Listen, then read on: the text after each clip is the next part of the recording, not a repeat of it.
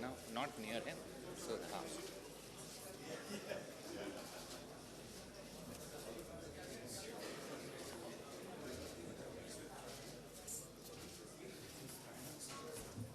Sorry.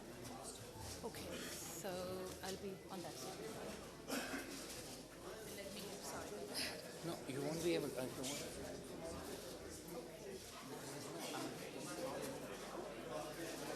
Understand. Yeah. Because Julie says.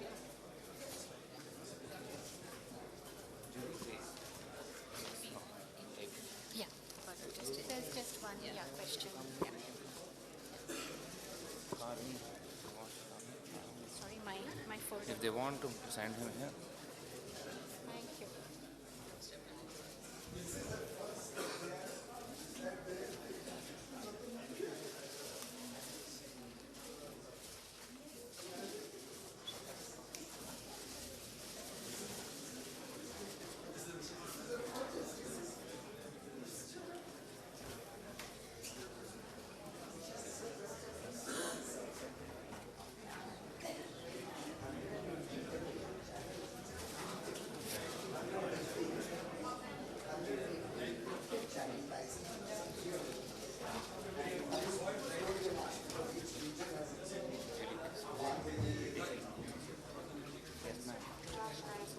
yeah, tell him whenever.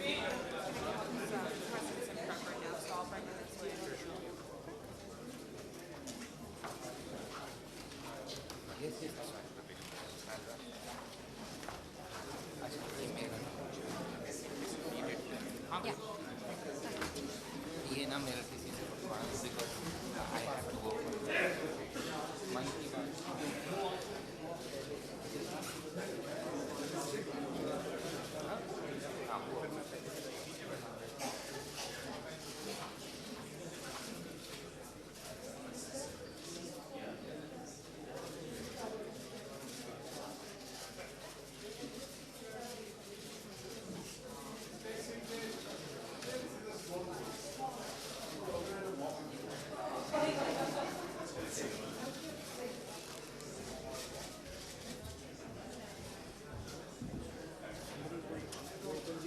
only conduct. Only conduct. He wants to stand, I said no problem.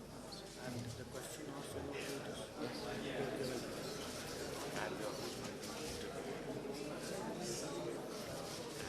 Contributors.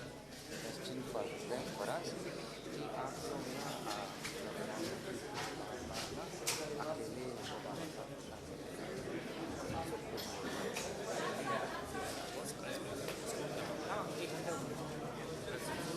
6 बजे release of No, no, उसको all delay.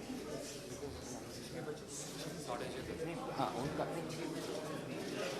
Release document और आधा घंटे पड़ेगा हमको बहुत हाँ ये मीडिया वालों की यहाँ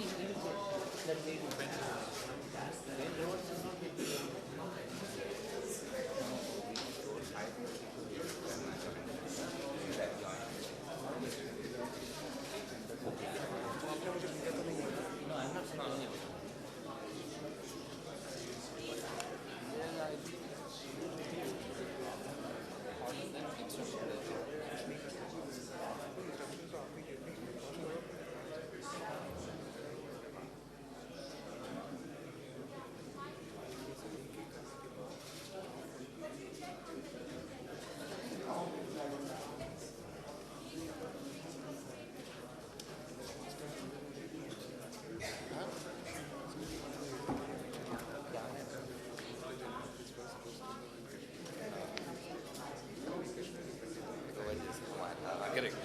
हम लोग को लड़ाई because of them we have fought.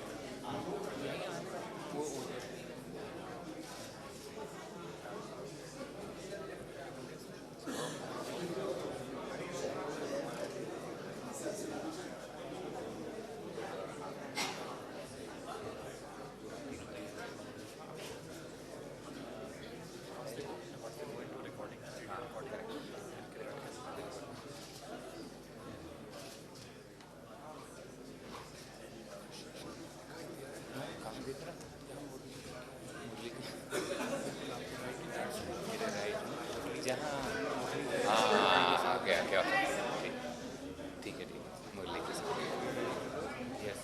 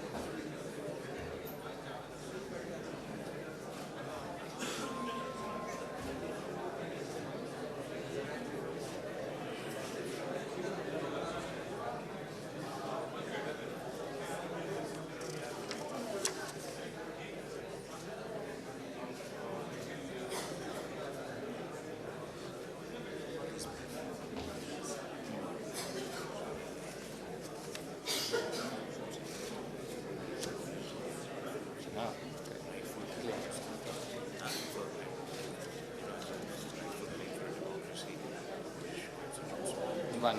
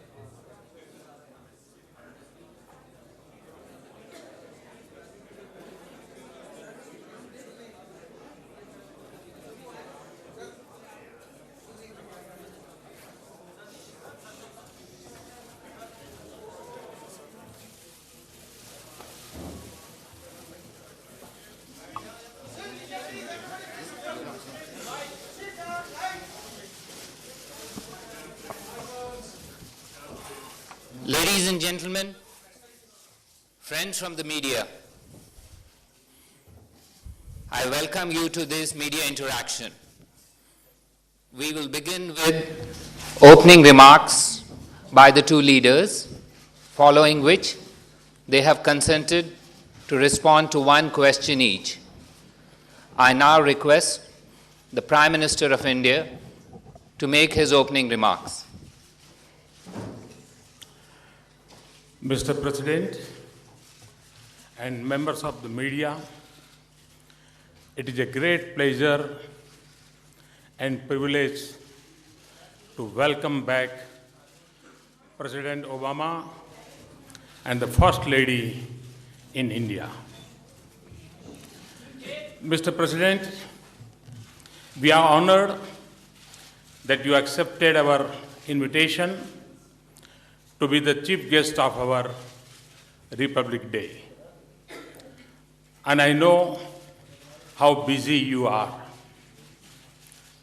It is special because on this day, we celebrate the values shared by the world's two largest democracies. We are also the first United States President to visit India twice in office. It reflects the transformation in our relationship. It shows your deep personal commitment to this partnership. It tells us that our two nations are prepared to step forward firmly to accept the responsibility of this global partnership for our two countries and for shaping the character of this century. The promise and potential of this relationship has never been in doubt. This is a natural global partnership. It has become even more relevant in the digital age. It is needed even more in our world for far-reaching changing and widespread turmoil. The success of this partnership is important for our progress and for advancing peace, stability, and prosperity around the world. From the turn of this century, we have begun transforming our relationship. But we have to convert a good start into lasting progress. This requires translating our vision into sustained action and concrete achievements. Mr. President, in the last few months, I see new excitement and confidence in this relationship. I see renewed energy in our engagement. Thank you for your leadership and for setting the tone last September when I visited White House. The civil nuclear agreement was the centerpiece of our transformed relationship, which demonstrated new trust. It also created a new economic opportunities and expanded our option for clean energy. In the course of the past 4 months, we have worked with a sense of purpose to move it forward. I am pleased that 6 years after we signed our bilateral agreement, we are moving towards commercial cooperation. Consistent with our law, our international legal obligations, and technical and commercial viability. President Obama has also assured me of strong U.S. efforts in support of India's full membership of the 4 international export control regimes at earliest. Today, we also decided to take up our growing defense cooperation to the new level. We have agreed in principle to pursue co-development and co-production of specific advanced defense projects. This will help upgrade our domestic defense industry and expand the manufacturing sector in India. We will also explore cooperation in the area of advanced defense technologies. We have renewed our defense framework agreement. We will deepen our cooperation on maritime security. Terrorism remains a principal global threat. It is taking on a new character even as existing challenges persist. We agreed that we need a comprehensive global strategy and approach to combat with it. There should be no distinction between terrorist groups. Every country must fulfill its commitment to eliminate terrorists, safe havens, and bring terrorists to justice. Our two countries will deepen our bilateral security cooperation against terrorist groups, and we will further enhance our counter-terrorism capabilities, including in the area of technology. President Obama and I agree that a strong and growing economic relationship is vital for the success of our strategic partnership. Economic growth in our two countries is becoming stronger. Our business climate is improving. This gives me a great optimism about our economic ties. In addition, we have established a number of effective bilateral mechanisms to identify opportunities and also help our business, trade, and investment more. We will also resume our dialogue on bilateral investment treaty. We will also restart discussions on social security agreement that is so important for the hundreds of thousands of Indian professionals working in the United States. For President Obama and me, clean and renewable energy is a personal and national priority. We discuss our ambitions, national efforts, and goals to increase the use of clean and renewable energy. We also agreed to further enhance our excellent and innovative partnership in this area. I asked him to lead international efforts in making renewable energy more accessible and affordable to the world. President and I expressed hope for a successful Paris conference on climate change this year. We will continue to deepen our collaboration in science and technology, innovation, agriculture, health, education, and skills. These are central to the future of our two countries and also give us an opportunity to help others around the world. Indeed, our strategic partnership will only be complete if we assume our responsibility to work together to promote development and connectivity in our vast region. President Obama and I agreed to pursue this goal with sense of priority. President and I had an excellent discussion on global and regional issues.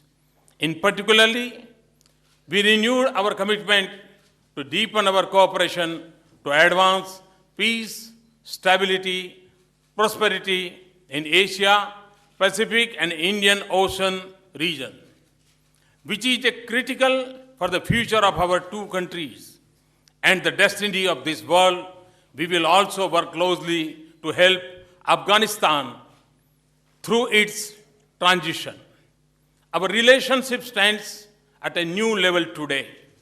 We have outlined a broad vision for our friendship and cooperation that reflects the opportunities and challenges of the century. As Lord Buddha said, noble friends and companions are the whole of the holy life. We have decided to give this critical partnership a new thrust and sustained attention. For this, we have agreed that India and United States must regular summits at greater frequency. And we also established hotlines between myself and Barack and our national security advisors. At the beginning of this year, we start a new journey.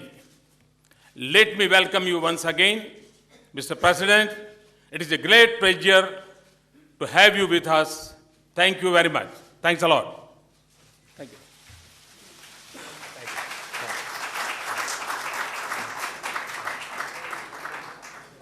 Namaste. Thank you, Prime Minister Modi, for those very generous words. I want to express my profound gratitude to not only you, but the people of India for the incredible hospitality that has been shown to me and Michelle. We are thrilled to be back in India. Mera pyar, bara namaskar. Mr. Prime Minister, thank you for the invitation to join the people of India on Republic Day. I am honored to be the first American president to attend this celebration, as well as the first president to visit India twice. And this reflects my commitment since the beginning of my presidency to deepen our ties with India. I'm pleased to be joined by members of my administration, as well as members of Congress and business leaders from the United States, all who believe that a strong relationship with India is critical for America's success in the 21st century. As two great democracies, two innovative economies, two societies dedicated to the empowerment of our people, including millions of Indian Americans, we are natural partners. When I addressed your parliament on my last visit, I laid out my vision for how India and the United States could build a defining partnership for the 21st century. And since then, we've made significant progress. Our trade has increased. Our militaries exercise together more. We're cooperating on key global challenges, from nuclear proliferation to global health. And Mr. Prime Minister, your election and your strong personal commitment to the India-U.S. relationship gives us an opportunity to further energize these efforts. I was proud to welcome you to the White House last fall. Your reputation preceded you. As many of you know, in New York, the Prime Minister appeared in Madison Square Garden and was greeted like a Bollywood star. And it was, I think, a signal of the deep friendship between our peoples, as well as our close ties that we are working to expand even further. At the White House, we agreed to take this partnership to a new level. We advanced that work today. Prime Minister Modi, thank you for hosting me, including our chai pe churcha. We need more of those in the White House. But even as this visit is rich with symbolism, we made substantive progress. Prime Minister has already indicated the United States and India have declared a new declaration of friendship that elevates and formalizes our partnership. And not only is it grounded in the values we share, but it commits us to more regular meetings at the leaders level and sets up frequent consultations across our government. We agreed that our trade and economic partnerships must focus on improving the daily lives of our people. Prime Minister Modi described for me his ambitious efforts to empower rural Indians with bank accounts and to ensure clean water and clean air for the Indian people. And we want to be partners in this effort. In the last few years, trade between our two countries has increased by some 60% toward a record $100 billion. We want to trade even more.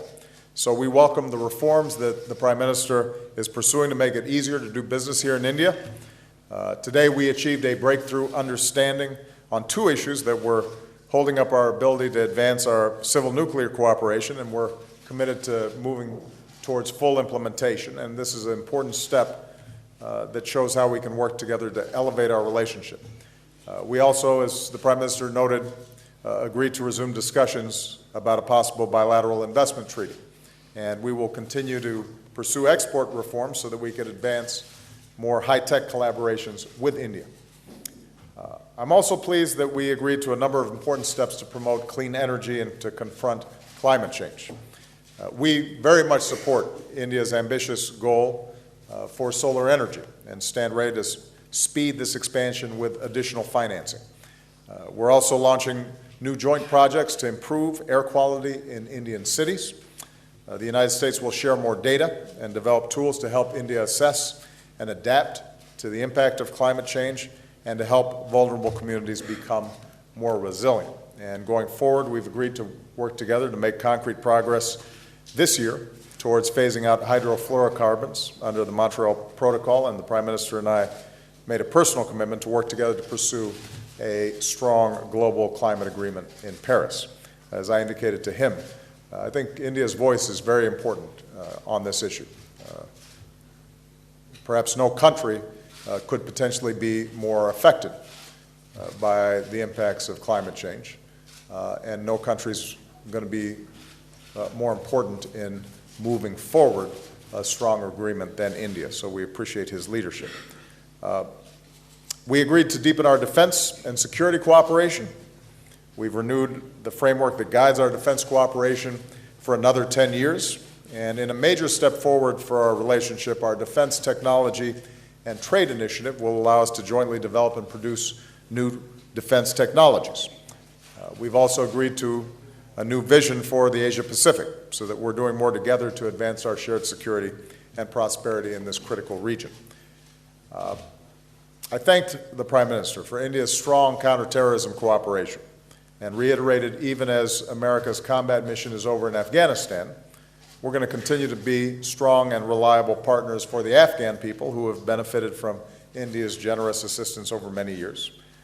I thanked the Prime Minister for his continued support for ongoing efforts to prevent Iran from acquiring a nuclear weapon and to arrive at a just diplomatic solution.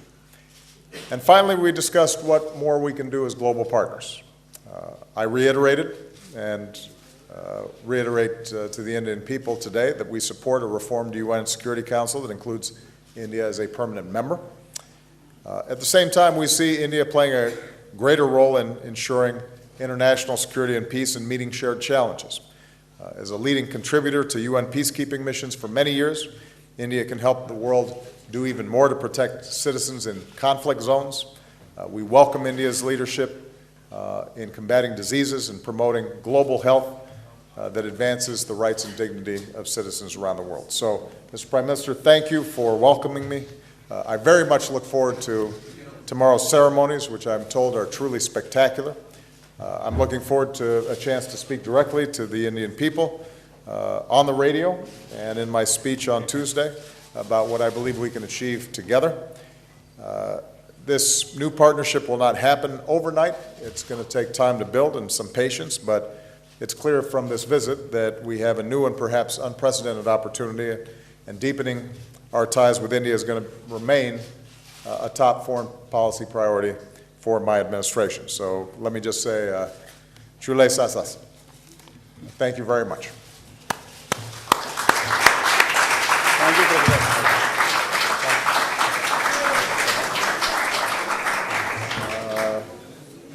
I now call upon Julie Pace of AP to ask her question.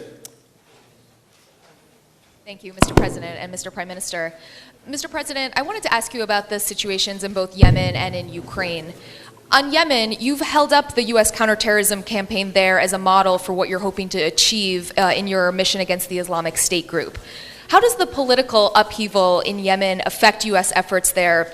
And will it cause you in any way to retool aspects of your broader counterterrorism strategy? And on Ukraine, pro-Russian rebels are again launching new offenses.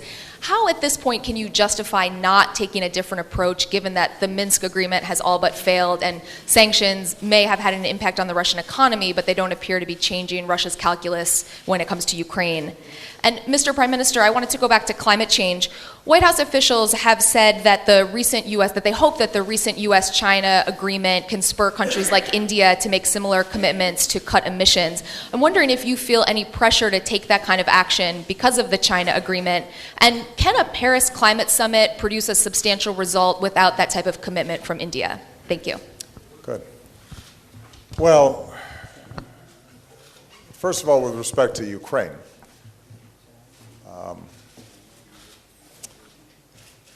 what I've said consistently is that we have no interest in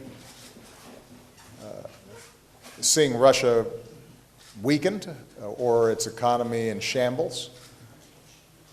We have a profound interest, as I believe every country does, in promoting a core principle, which is large countries don't bully smaller countries. They don't encroach on their territorial integrity. They don't encroach on their sovereignty, and that's what's at stake in Ukraine. And what we have done is to consistently isolate Russia on this issue and to raise the costs that Russia confronts. Now, when you say that we should take a different approach, Julie, I don't know exactly what you're referring to. I've been very clear that it would not be effective for us to engage in a military conflict with Russia on this issue. But what we can do is to continue to support Ukraine's ability to control its own territory. And that involves a combination of the economic pressure that's been brought to bear in sanctions, the diplomatic isolation that has been brought to bear against Russia, and as important as anything, making sure that we're continuing to provide the support that Ukraine needs to sustain its economy during this transition period and to help its military with basic supplies and equipment, as well as the continuing training and exercises that have been taking place between NATO and Ukraine for quite some time. We are deeply concerned about the latest break in the ceasefire and the aggression that these separatists, with Russian backing, Russian equipment, Russian financing, Russian training, and Russian troops, are conducting. And we will continue to take the approach that we've taken in the past, which is to ratchet up the pressure on Russia. And I will look at all additional options that are available to us short of military confrontation in trying to address this issue. And we'll be in close consultation with our international partners, and particularly European partners, to assure that they stay in lockstep with us on this issue. What we've been very successful at is maintaining unity across the Atlantic on this issue. And that's going to be a continuing priority of mine. But ultimately, what I've said before remains true. If Mr. Putin and if Russia are hell-bent on engaging in military conflicts, their military is more powerful than Ukraine's.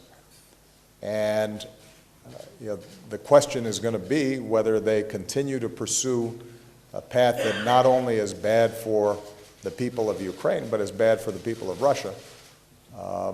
And are we able to continue to raise the costs even as we're creating an off-ramp diplomatically that eventually the Kremlin starts pursuing a more sensible policy and resolving this issue.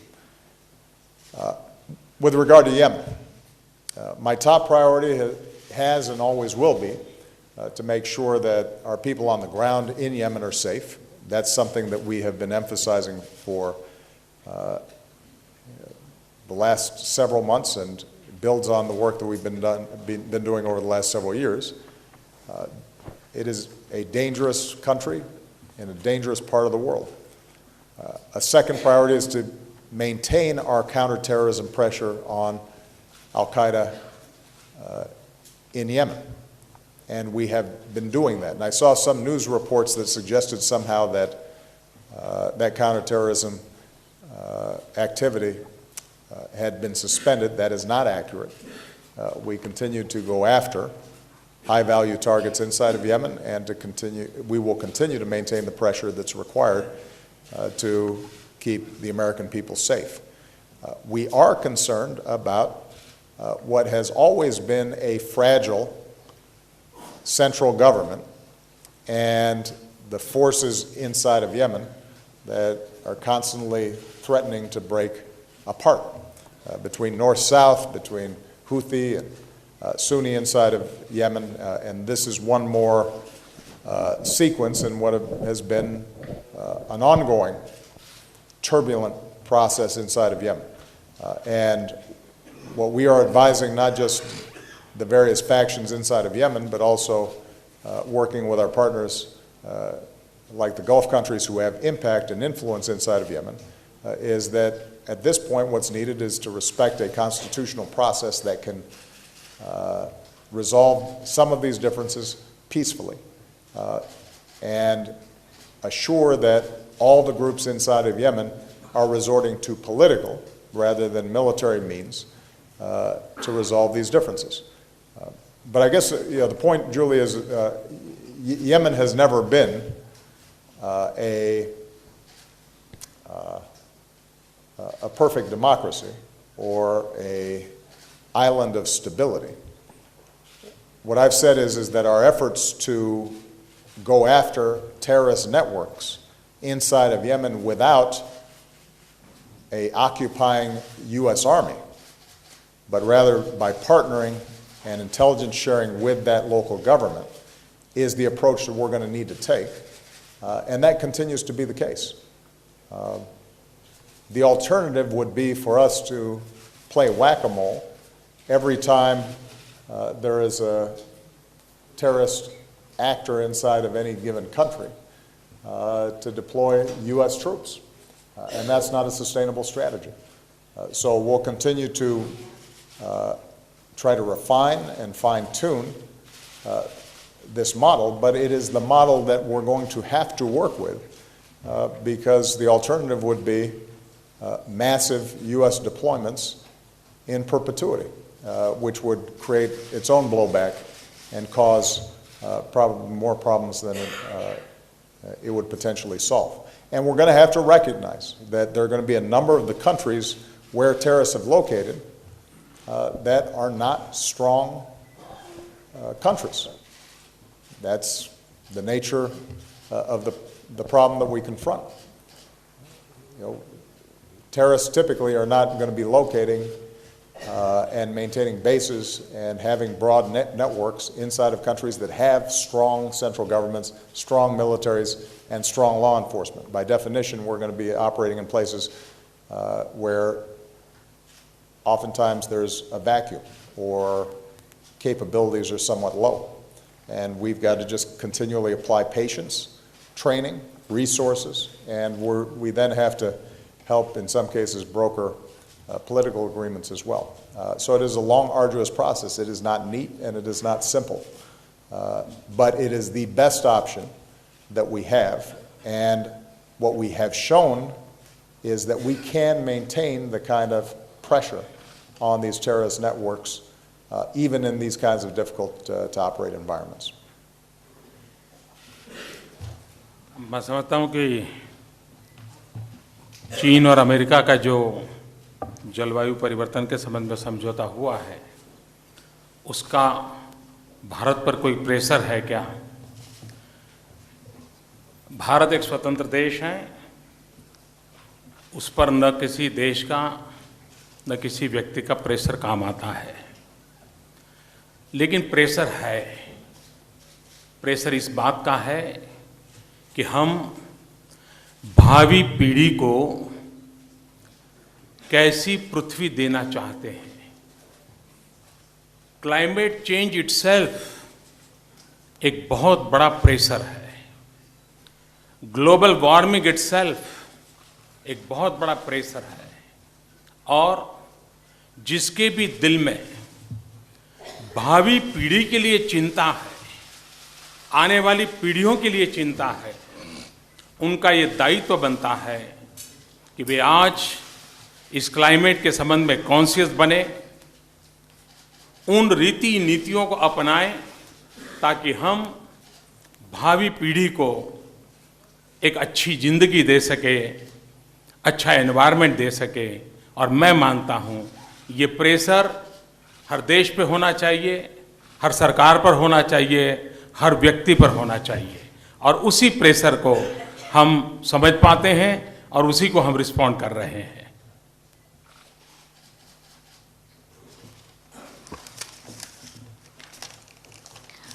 It's my feeling that the agreement that has been concluded between the United States and China does not impose any pressure on us. India is an independent country, and there is no pressure on us from any country or any person. But there is pressure. When we think about the future generations and what kind of a world we are going to give them, then there is pressure. Climate change itself is a huge pressure. Global warming is a huge pressure. And all those who think about a better life and a better world for the future generations, those who are concerned about this, then it is their duty and their conscience. They would want to give a better lifestyle to the future generations, a good life and a good environment. There is pressure for all those people. There is pressure on all countries, on all governments, and on all peoples. Thank you. Last question, Ashish Singh, ABP News. Thank you, Akbar sir. Good evening to both Honorable Prime Minister and President Barack Obama. My question is for Prime Minister Narendra Modi, but let me first congratulate both of you for taking the relationship forward, more specifically on nuclear deal issue, जैसा प्रधानमंत्री जी आपने बताया. प्रधानमंत्री जी, आज हमने दिलचस्प तस्वीरें देखी आपकी प्रेसिडेंट ओबामा के साथ, अलग से ठीक उस तरह जिस तरह से वॉशिंगटन में हमने देखा था. मैं उस यात्रा के दौरान आपके वहाँ पर था. प्रेसिडेंट ओबामा आपके साथ आए थे, आप कुछ देर टहले, एक दूसरे के साथ बातचीत की, बेहतर तरीके से समझा. आज फिर हमने वो तस्वीरें देखी. इससे पहले सुबह आपने राष्ट्रपति को रिसीव किया एयरपोर्ट पर. ये खास मित्रता क्या है आप दोनों की? और आज जब आप दोनों मिले प्रधानमंत्री जी, तो किन बिंदुओं पे बात हुई, कौन सी बातें आप हमारे साथ शेयर कर सकते हैं? Thank you. जहाँ तक बातों का सवाल है, पर्दे में रहने दें. और हम बार बार इस प्रकार से क्यों मिलते हैं, ये सवाल बड़ा महत्वपूर्ण है. मैं इस क्षेत्र में नया हूँ, लेकिन भी इस अल्प समय के अनुभव से मैं कह सकता हूँ कि दो देशों के साथ रिश्ते कागज पर कहाँ फुल स्टॉप है, कहाँ कॉमा है, उसके आधार पर निर्धारित कम होते हैं. लीडरों के बीच खुलापन कितना है, एक दूसरे को जानने के अवसर कितने हैं, केमिस्ट्री कैसे मैच करती है, वो बहुत ज़्यादा निर्भर करता है. और जब कैमरे से दूर अकेले में गप मारते हैं तो हम एक दूसरे को बड़ी निकटता से जान सकते हैं. मेरी और बराक के बीच में वो दोस्ती बन गई है उस खुलेपन के कारण. हम आराम से फ़ोन पे बात कर लेते हैं, हम आराम से गप मार लेते हैं, हंसी मजाक कर लेते हैं. इस केमिस्ट्री ने मुझको और बराक को तो निकट लाया ही है, वॉशिंगटन और दिल्ली को भी निकट लाया है, लेकिन अमेरिका की जनता और हिंदुस्तान की जनता को भी निकट लाया है. और ये पर्सनल केमिस्ट्री है, मैं समझता हूँ ये बहुत मैटर करती है और ये पनपनी चाहिए, ऐसे ही अवसर पर पनपती है.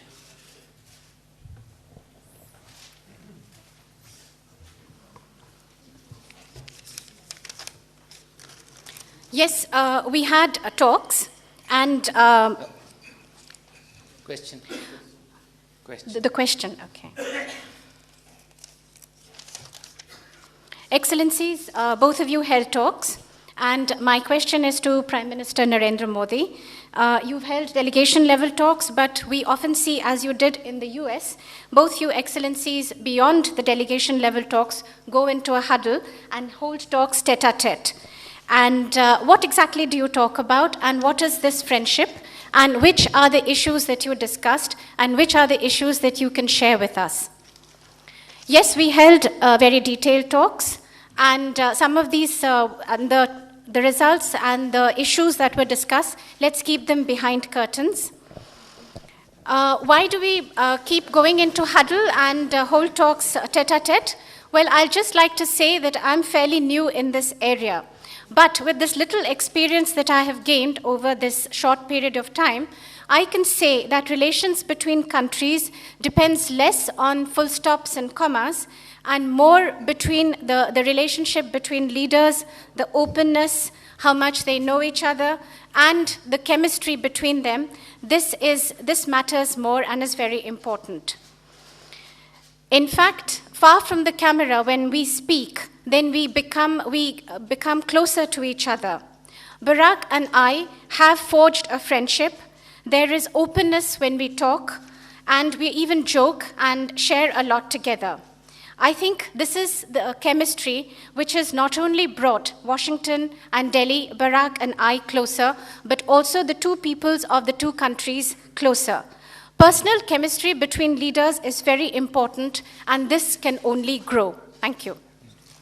I would just add, the Prime Minister, as I said, caused great excitement in the United States when he visited. And I do think that in addition to a personal friendship that we've been able to build in a fairly brief amount of time, we're also reflecting the warmth and affection between the Indian people and the American people.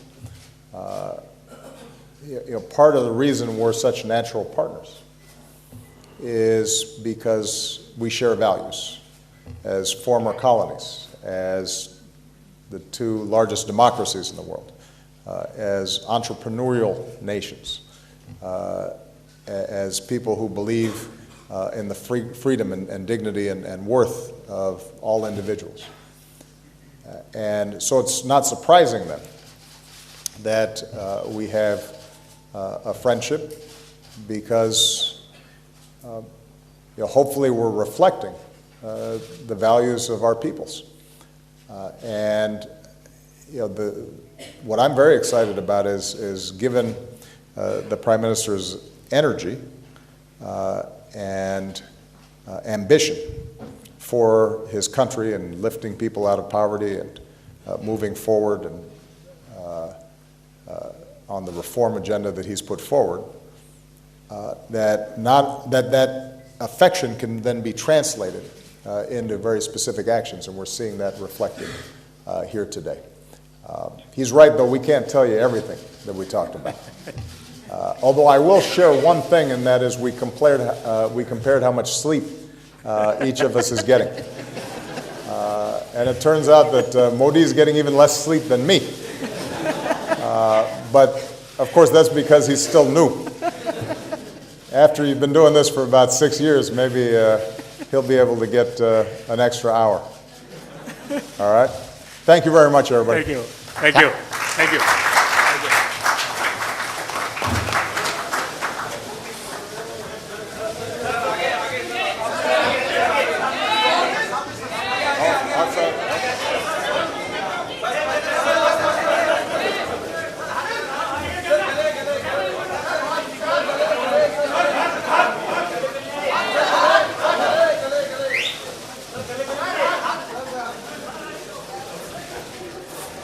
Thank you very much, ladies and gentlemen. We come to the end of this event.